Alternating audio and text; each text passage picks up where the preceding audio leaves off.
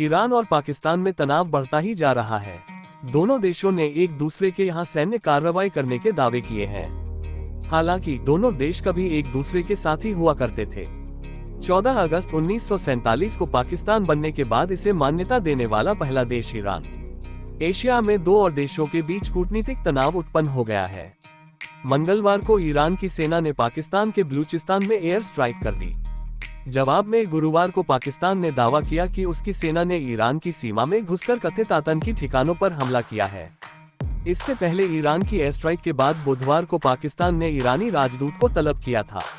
वहीं हमले को लेकर ईरान ने भी स्पष्ट किया कि उसके नागरिकों के खिलाफ आतंकी कार्रवाई पर देश की प्रतिक्रिया निर्णायक और सख्त होगी। इन कार्रवाइयों के चलते दोनों देशों में तनाव काफी बढ़ चुका है। ईरान और पाकिस्तान कभी एक दूसरे के घनिष्ठ दोस्त हुआ करते थे, लेकिन अब दोनों एक दूसरे के यहाँ हमले कर रहे हैं। आइए जानते हैं विवाद की शुरुआत कैसे हुई। पाकिस्तान ने जवाबी कार्रवाई को लेकर क्या दावा किया है। दोनों देशों के रिश्ते कैसे बिगड़े हैं। विवाद की शुरुआत कैसे हुई।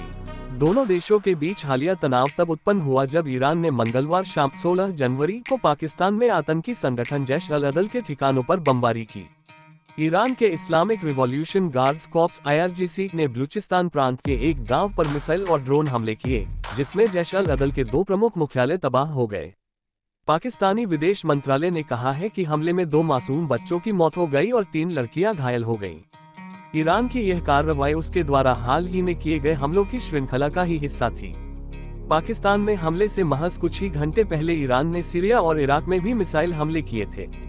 दरअसल ईरान के करमन शहर में दोहरे आत्मघाती बम विस्फोट में 80 से अधिक ईरानी नागरिकों की मौत हो गई थी। इस हमले की जिम्मेदारी इस्लामिक स्टेट IS ने ली थी। ईरान को शक था कि हमले में जैश अल अदल का भी हाथ हो सकता है। पाकिस्तान ने जवाबी कार्रवाई को लेकर क्या दावा किया है। अब पाकिस्तान ने भी आतंकियों के ठिकानों पर मिलिट्री स्ट्राइक करने का दावा किया है। इसके विदेश मंत्रालय ने एक बयान में कहा कि गुरुवार सुबह 4:50 बजे पाकिस्तानी वायुसेना ने ईरान के सिस्तान बलूचिस्तान प्रांत में सरावन शहर में आतंकियों के ठिकानों पर स्ट्राइक की। इस कार्रवाई में 7 विदेशी मारे गए हैं, जिसमें 4 महिलाएं और 3 बच्चे शामिल हैं। मंत्रालय ने कहा, खुफिया सूचना के आधार पर यह कार्रवाई की गई। इस ऑपरेशन को मार्गबार समाचार नाम दिया गया। बीते कई सालों से हम इसे लेकर ईरान से बात कर रहे थे। लगातार ईरान के सामने अपनी चिंताएं जाहिर की कि कैसे ईरान का गैर प्रशासित इलाका आतंकियों की पनाहगाह बन गया था। पाकिस्तान ने इसे लेकर ईरान को कई बार डोजिया भी सौंपा था। साथ ही आतंकी गतिविधियों के कई सबूत भी दिए गए थे। ईरान ने क्या कदम उठाया है। वहीं अब हमले के बारे में जानकारी लेने के लिए ईरान ने पाकिस्तान प्रभारी DFR को अपने विदेश मंत्रालय में तलब किया है। जानकारी के अनुसार गुरुवार सुबह पाकिस्तानी प्रतिनिधि ने अपना बयान दर्ज कराया है। दोनों देशों के रिश्ते कैसे रहे हैं। ईरान का क्षेत्रफल पाकिस्तान से 2 गुने से भी ज्यादा है, जबकि इसकी जनसंख्या पाकिस्तान की लगभग 1/3 है। प्राकृतिक संसाधनों से परिपूर्ण ईरान के पास दूसरा सबसे बड़ा गैस भंडार, चौथा सबसे बड़ा कच्चा तेल भंडार और महत्वपूर्ण गैर ईंधन खनिज संसाधन है। ईरान और पाकिस्तान के रिश्ते शुरुआत से मधुर रहे हैं। 14 अगस्त 1947 को ईरान पाकिस्तान को मान्यता देने वाला पहला देश था। ईरान वह देश भी है जहां विदेश में पाकिस्तान का पहला दूतावास खोला गया था। दोनों देशों के रिश्तों में 3 मुद्दे ऊर्जा, सीमा और व्यापार अत्यंत महत्वपूर्ण रहे हैं। वहीं रक्षा क्षेत्र में दोनों ने आपसी सहयोग किया है। पाकिस्तान ने 1965 में भारत के साथ युद्ध किया था, जिसमें उसकी हार हुई। इस युद्ध में पाकिस्तानी सेना को ईरान से मदद मिली थी। दोनों देश अमेरिका के नेतृत्व वाले सीटो और सेंटो रक्षा समझौते के सदस्य भी बने। इसके अलावा ईरान ने पाकिस्तानी छात्रों के लिए अपने विश्वविद्यालय खोले। यही कारण है कि ईरान के शासक को पाकिस्तान अपना सबसे बड़ा मित्र मानता रहा है।